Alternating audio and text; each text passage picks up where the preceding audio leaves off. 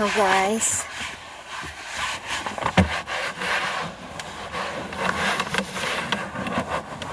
lahat ng mga dumadaan dito mga lalaki nakatingin sa akin. Isip nila siguro bakit ako nagka-car wash, ba't ako naglilinis ng sasakyan. Totoo lang guys, ako lang mag-isa na naglilinis. Talagang bukod tanging ako lang yung nakikita nila ditong naglilinis na babae. Ganun katindi. May mga nagtanong pa nga bakit daw ako naglilinis eh. Hindi ko na daw to trabaho.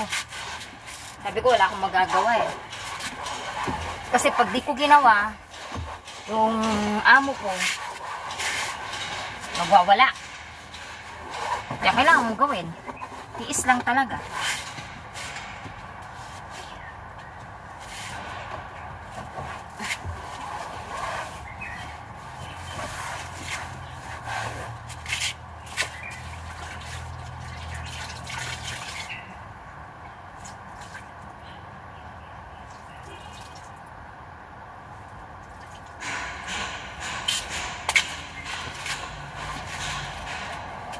Ganun katindi.